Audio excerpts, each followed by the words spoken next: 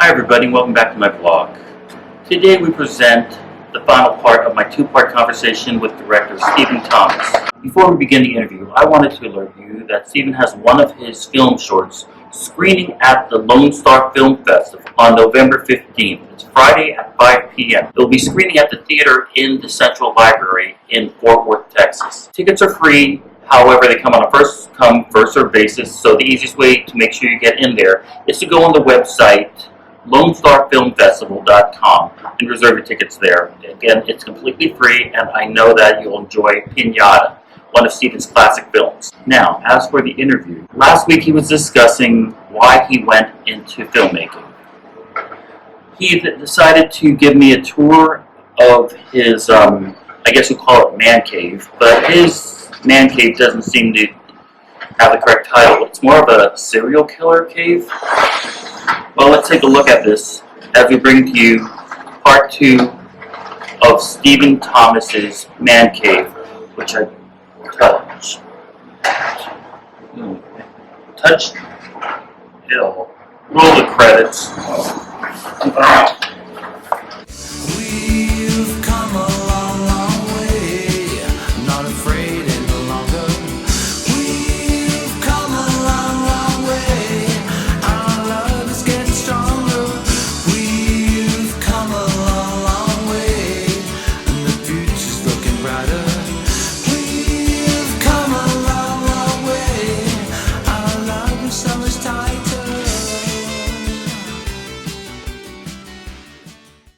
So this house was actually back in the 2000s, I want to say, is that who lived here before was, I guess they sold drugs at the house, right? So this whole, it didn't look like this at all. There was like it was kind of like torn up. And what had happened is there's a group called the Avs, the gangsters, the Avs, you heard of them? Sure. And they're still around, but they're part of the Avs here. And the Avs, one day, they killed a police officer. And that from that point on, the police made because they murdered him, they made a conscious effort to now then eradicate the Avs. So this is one of the houses. So this is a house they stormed, and they broke in, and they had 4 pit bulls. They shot 3 of them. And they have, it was like they took everyone to prison. I still get her mail. Her name's and her cousins live still. Should we be putting this on for B-roll? So this is my house of horrors, my prop house. This is just some of my friends that I used to have. But I do enjoy, like I do have that blood bath. I call it the blood bath. It's right here. As I step over my friend Michael. So basically you grew up with as a... So it shoots out on that movie, the cat movie.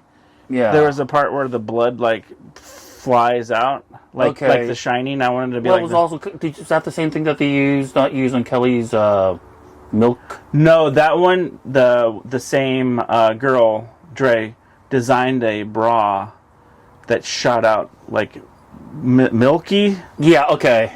I was wondering always what the intent of that was. If there was like, stop it, you're on camera. Your son will see this someday. But so basically what happened is that this guy that in the music video, the guy has his power over, and she, that liquid had a big effect in the music video because it's like lifeblood, and she had it within her, and that she controlled it. That's like when she's pumping in the beginning. Yes, she controls this blue stuff.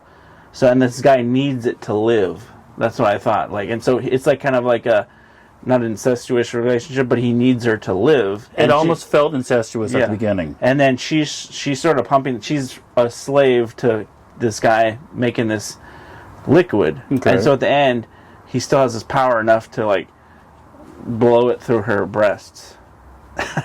So this is my prop thing. So this is, I call him Michael because of his nose. No nose there. So you're basically a makeup pyro. Yeah.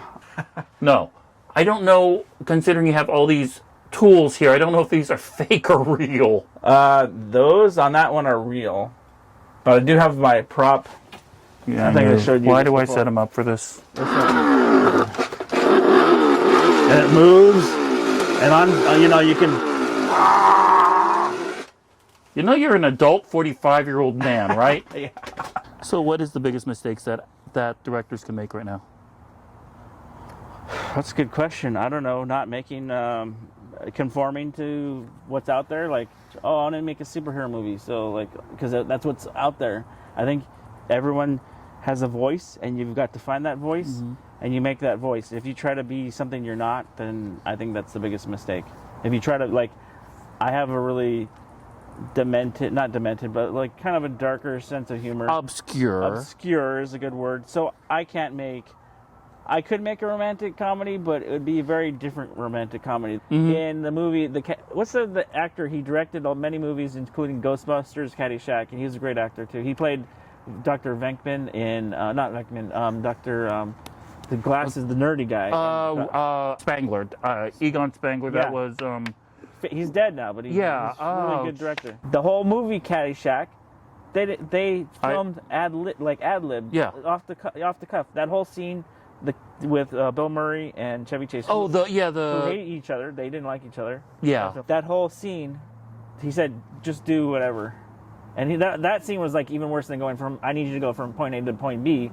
They're like, just do whatever. That was like probably one of the greatest comedy scenes. It was because in the world. And I like the way he does. Like, I feel like he has a very kind of not leisurely is the wrong word, but just more of a looser way of doing it. And I like that. I'm not. What is a talent's biggest error? Talent's biggest error. Whether it's actors? Yes. Whether it's in the terms of auditioning, whether it's in terms of performance.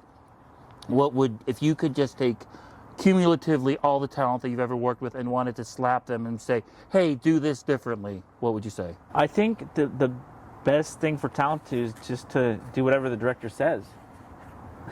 No, that's kind of. I'm kidding. I'm kidding. I'm joking. And how are you working these days? No. Here's the biggest problem I saw in auditions. Here's what I do. Is I'll have the scene, and I'll make an adjustment. Like, can you give it to me a little bit more, just even slowly, or just can you in that section? Can you just be a little bit more empathetic to something or whatever, what it is, something that they can play on, or give them a little bit of backstory about, like, oh no, the reason why I wrote this is because your father died a week ago, so that's why you said it, like that's the reason that line's in there.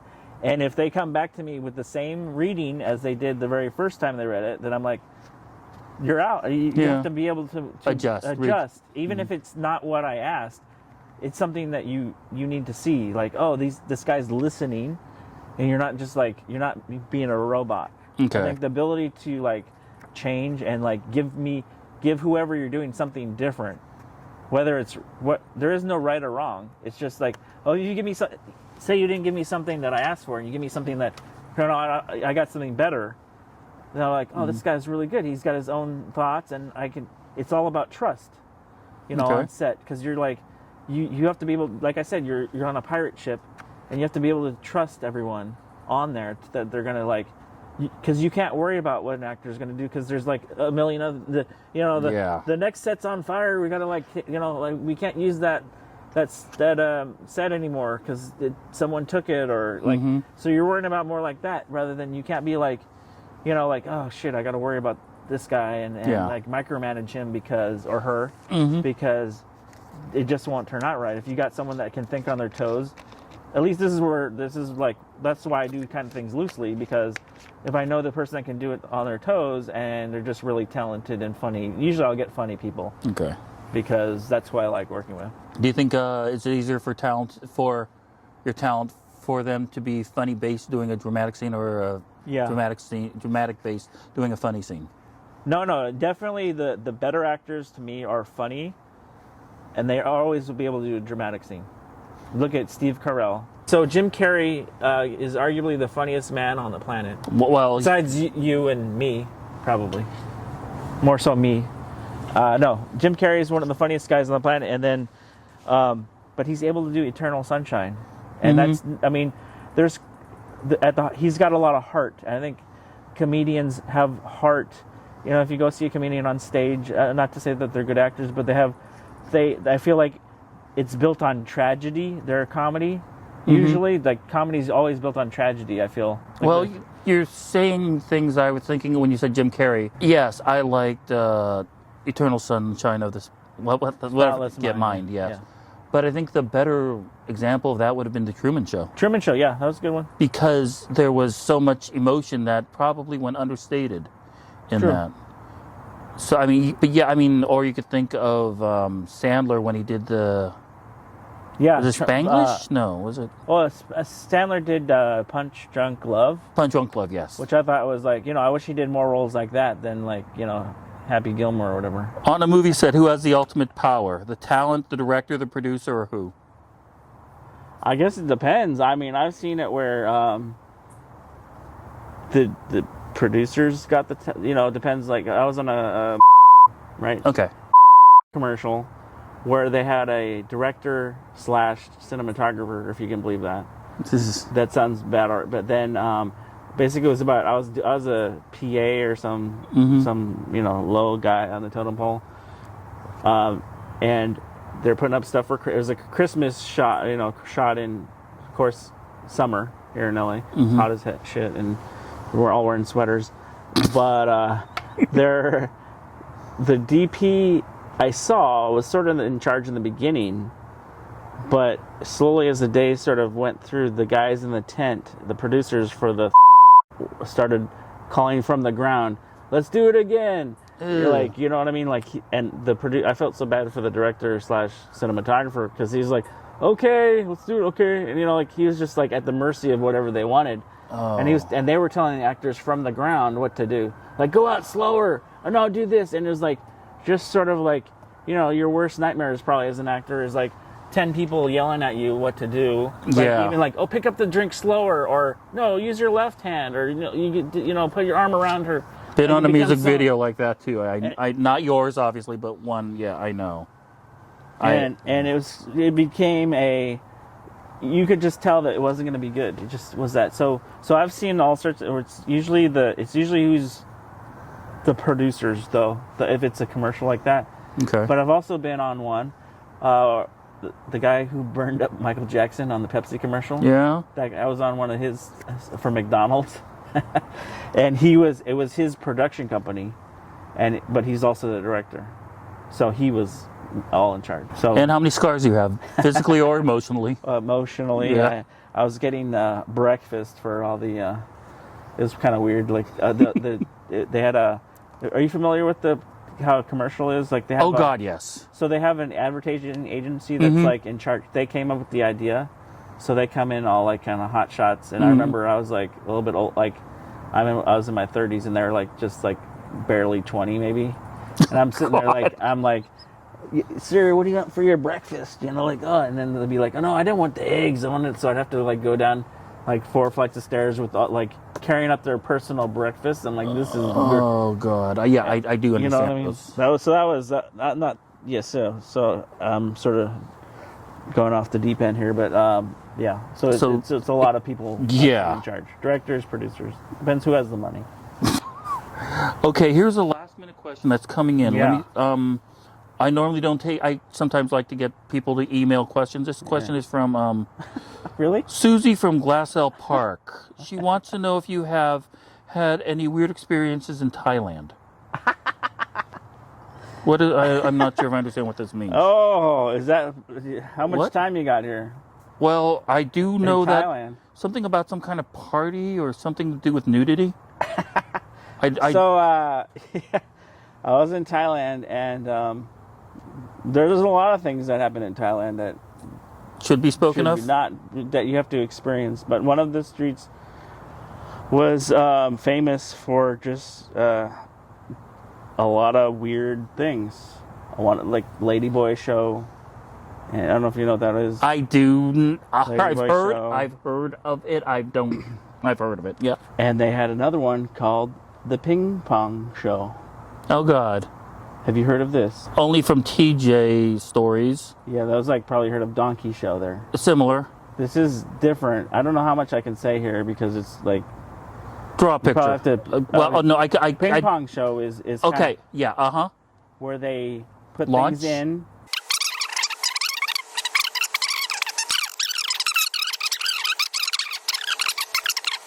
That's talent. No, that's talent right there. And yeah, That's What the- significant talent. So- That's Olympics. so you walk in like this, you're like, holy moly. And then another one, this one was kind of weird. She pulled. So that one was like a weird one, but like she did that. So I got in and I was sitting around and I was like, do you want any volunteers? I was like, yeah, me. And I went up on stage and they had sushi on all over their. So they said, okay, you can eat the sushi. I was like, okay, I'm doing this. So I was eating the sushi off their parts. Off just in front of like 30 guys. 30, not 30, but 30 people, right? So I'm doing this. I'm like, oh my God, this is crazy. So they bring me up after the, two like, what do you call them? Performers later, right? They go, we have another volunteer. I go, yeah. And they bring me on stage and they hold my arms like this, and I go, oh, what's gonna happen? This is kind of cool. The third one comes behind and just Okay, I'm going to stop you right now. Is the word going to come in here? No, then everyone had a good laugh, and then Okay. Note to And that self, was, I got to quit that getting was, emails, questions. that was in Thailand. I'm trying to remember the street so I can No, tell you where it's to go. okay. I'm pretty sure that I could find it on the can give you- Trafalgar website so I could get a tour. But yeah, that was a memorable trip. This could be like, before we get into the trivia questions, this could be the most appropriate question I can ask you following that story. Yeah, What do you want to be when you grow up? I want to be you. It's not worth it. No, I want to direct and produce shows, movies. I'm still trying to figure that out. Trying to get there. But I think that's what I want to do. That's what my heart wants to do. That's kind of like what I'll try to do to the end. Who knows what's going to happen, but like you can only hope. Exactly. It's like a 1% chance, but like who's to say it won't happen? So now it's time for one of my favorite Oh, sections boy. of the shows. The envelope of Steven. All right. Or as your wife told me to call you, Stefan. Oh, we're out. I'm done. I have these questions for you that might be correct now, considering the research I've done on you. Might or might not be Oh boy, true. I'm ready. Let's go. What do you got? You went to San Luis Obispo for Yes. college. What world-famous musician accredits his music career to the school, as well as recording his first single in the bathrooms of the showers of the dorms because SLO has good acoustics? I'm gonna go on a limb. It's not a limb. It's I not know that what big. it. Weird Al Yankovic. Weird Al Yankovic. There you go. One of my favorite musicians of all time, by the way. Founder Lynn Ozawa attended San Luis Obispo. Okay. After San Luis Obispo, what was she credited for creating? Say the name again. Susan Ozawa. I'm sorry, Linda Ozawa. And she went to San Luis Obispo. Uh-huh. What did she study? Doesn't say, but she just came out with something that people know worldwide now. Pandora. Jamba Juice. Close. No. You attended USC and Yeah. UCLA. Yeah, I did. They play a football game, which is often considered a blood game because each team needs to win. Yeah. What does the winning team get to do after they win the game? Kill the coach. No. Murder the mascot. No, they get to ring the Liberty Bell. Victory Bell. Victory Bell. Damn it. You were the writer, executive producer of a project called Little Old Lady from Rancho Cucamonga. Yeah. About a vigilante cat Yeah. saving an old lady. Yeah. What was the name of the cat? Georgie Pie. Nice. You think I could come up with that one, huh? No, I didn't. You were the producer of The Dishwasher, about a foreign student who washes dishes to make some money.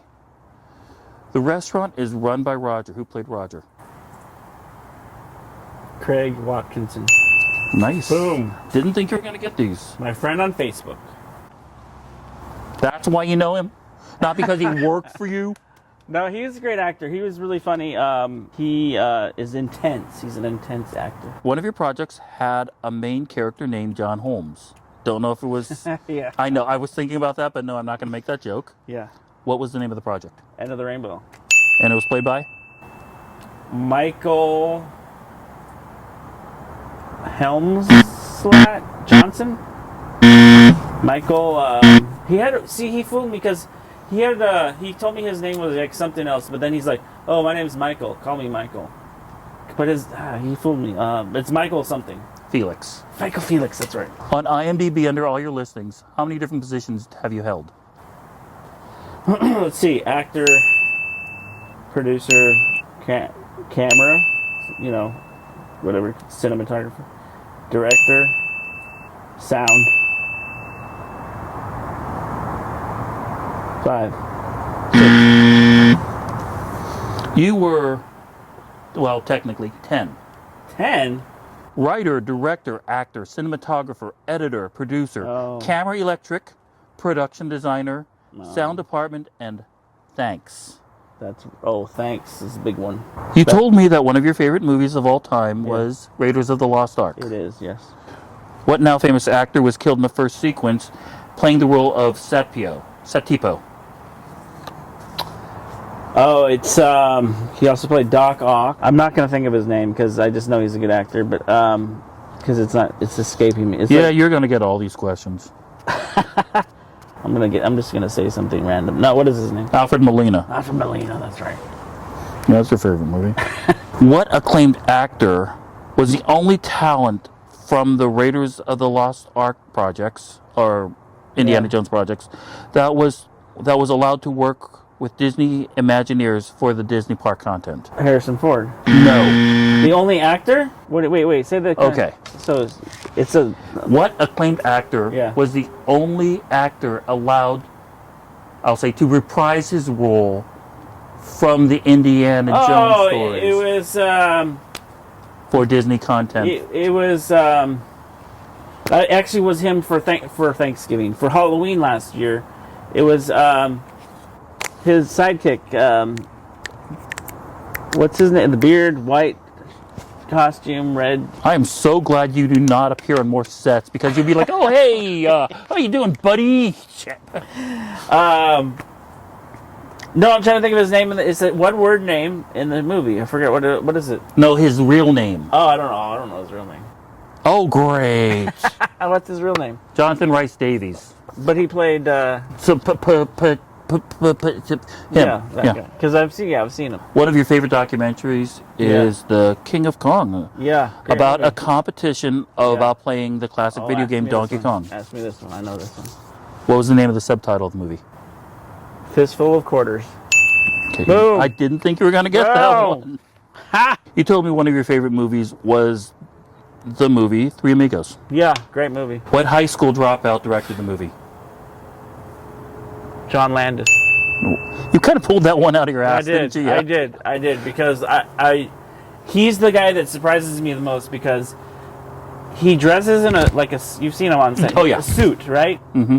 But then he's directed things like American Werewolf in London. Yeah. And then they just don't seem to fit him. You think like he's going to direct, Wolf of Wall Street or something. Yeah, you're absolutely right about because that. but then you think of all the great movies that he's Blues done. Brothers, yeah. Yeah. Oh, I didn't know he did Blues. Oh, yeah. The writing of the Three Amigos is accredited to 3 writers. One of them is Steve Martin. Yeah. The second one is known for producing and a multi-time Emmy winner. The third one is known for composing music and has won many Oscars. Name the second and the third. Jesus, man. I would have thought you're cruel. Yeah. Jeez. But you've heard of each of these names, I can guarantee you. Okay. John Williams. No. John Williams wrote Three You said Amigos. a composer. Well, yeah. I'm trying to very think of a composer that's like I know. I would say actually of that same stature. A name you definitely would Danny know. Elfman? No. A same stature as John Williams? Mm-hmm. And he got credit for writing the movie? Mm-hmm. 3 writers. Steve Martin. And the Surprisingly, guy. I thought it would have been Martin Short and Chevy Chase, Chase. but no, it was Steve Martin and these 2. I'm going to say the El Guapo guy. Okay. You really stumped me on this. I don't know. You're just... The second one was a producer, Lorne Michaels. Oh. And the third one is musician Randy Newman. He wrote it? According to IMDb. Of course, people lie on their IMDb. No, I didn't know that. That's Lorne Michaels I should have got, though. Because I remember he wrote Yeah. And you said how much you liked the movie The Shining. it. Yeah. Man. What was the number of the room number in the movie, and how is it different from the book? Dude, if I had my keys on me, I'd show you 237. Nice. And How is it different from the book? I don't read, so I don't know. I only watch movies. The room was 217. Oh, okay. And the owners of the Timberline Lodge Resort asked for it to be changed to 237 because people would not want to be staying in room 217 if that was the case, and there is no 237 at the I was lodge. going to say, why would they want to stay in 237 then? Exactly. Okay, my final question for you. Thank God. I want you to look at these pictures and tell me what the hell this is. Tell me what these photos are. And you got it the spray. Yes. Why did I have this one? I didn't make it. It was the costume Oh design. yeah, he was downstairs. I don't know It anything. was like, oh yeah, it looks great. Fine now. It took her a long time. 2.5 hours. No, it took her like 2.5 weeks. No, 2.5. Okay, I just want you to put it on, yeah. Oh, I want you to explain something to me while the camera is running on this. I want you to go on camera and admit. I'm not admitting anything. I was supposed to. You hired me Yes. for this. For this yes. role. Yes. Including the Taz medallion. The thing about that was, that's what I was hired for. Right. You had me come in early, and you asked me, can you do something else? Yeah. And I said, sure. Right. I put you on the spot. Yeah, what happened that made you have to ask me? Okay, so it's going to be hard to explain if you haven't seen the video. I But posted it on this Okay, vlog, remember? so the guy in the beginning playing the villain, which I guess hopefully you all know who the villain is in the music video, but he's the guy with the worms kind of like The old protruding guy. from his face, and he's got a beard. He kind of has this dark circles around his face, and he's just got this creepy look to him. We had to put him in a lot of time in makeup for a lot of time, meaning like 2 hours, which is probably nothing in the world of act. It's it's a lot of time. But by I guess this would have been like the third or fourth day that he Okay. showed up. He didn't want to do it anymore. He was sick of me. No kidding. He was tired of me, just like you're probably. Go tired of on, me yeah. now. Everyone's tired of me now. But he was tired of the process. He didn't want to do it anymore. And when I presented this to him, he just about flipped. And I said, I can't. I just recognized that he was not. When you see a guy that's reached their edge. I'm kind of getting that image right now. That look right now, and that you just don't want to be there anymore, and you're 2 seconds away from just walking off anyway. Mm-hmm. I just beat him to the punch. I go, okay. I didn't have a plan. I just was like, I can't have him on. That's what happened? That's what happened. Because I noticed on the day you refused to tell me what happened. Well, that's what happened because I don't want to I wanted you just to come in with a fresh take on it and take Okay. I know you didn't plan on this. I know the customer said to me, Yeah. and she was very nice. Yeah, she was good. She said, "Oh, you're almost the same height." And I was like, "Okay," and I had no idea this was even planned. Yeah. And I was like, "Yeah, I'm pretty happy that I am almost my own height." And she just looked at me weird, like, "Oh, you don't know?"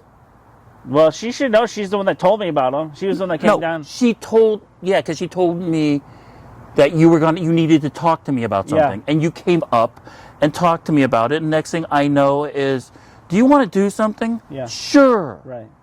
Well, I knew I was putting you on the spot, so I was a little bit in a pickle, but at the same time. Your words were, do you want to be a maggot? And I said, did you say that with an M? Yeah, the maggot it is supposed to be a maggot, by the way, if you didn't know, but And you haven't that's superimposed it yet. But because that is all pantyhose. okay. 40 pounds of pantyhose. And you couldn't drink or eat from it, right? It was hard to. You had to find somebody with a straw because nobody had a straw. That's why you're on the ground, and we had to give you a Coke from the ground. Yeah, and while those two people were beating me, with, I don't remember what that was. That's right. I'm not remember. That's right. I had 2 girls beating you up too. I still have nightmares about that. Well, Not you bad were a good nightmares, sport, but- and she. So just go back to the costume designer. She was Yes. the one that came to. I was, as you know, down in the USC has a giant sound stage, and I was down there. We're filming the scene, which is the final scene in the movie, or the music video, and she comes down and tells me, "I can't work with this guy anymore. Not you, Okay. the guy. I don't remember his name. I can't work with him anymore. He's being so difficult. He won't do anything." I go, "What do you mean he won't? He won't he won't put on the thing?" He's like, "No, he won't do anything. He's just being a real jackass, a real jerk, or like he's just not listening to me." I was like, "Well, so we can't get the suit on him, or what's going on?" He's like, "No, we can't get the suit on him."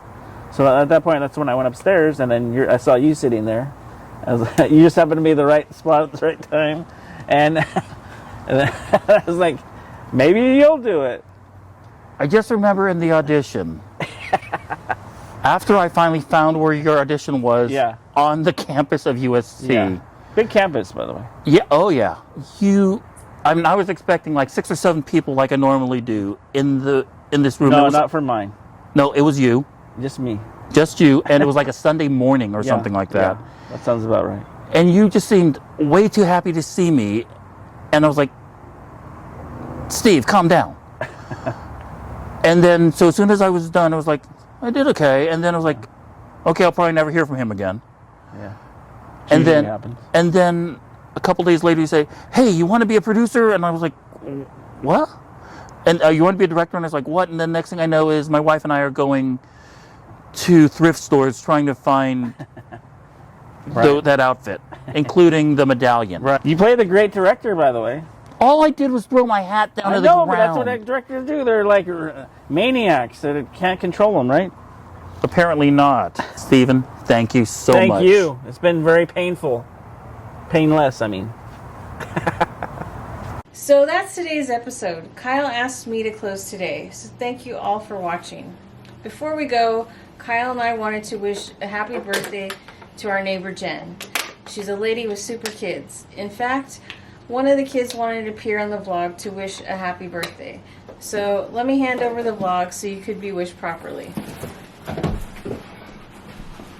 Hi, Mom. Hi. Happy birthday, and I want to wish you a really, really happy birthday, and I love you, and I can't think the world of you, but I wanted to tell you that I know what you wanted was a dog for your birthday, and he'll sleep with you. His name is Chachi, and he's here. Why did Chachi just eat corn? You can see it right there. Ew. He'll be sleeping in your room tonight. Anyway, happy birthday, Mom. And from Hollywood, that's a wrap.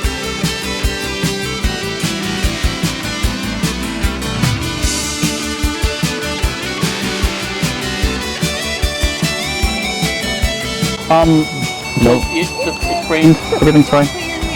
I'm not? Okay. If I do, Can I do this? why? Who would want to see that? Susie's been married to. Can I do this? Will you tell him that we're not in an LBQIN? Get ready? How do you know about that?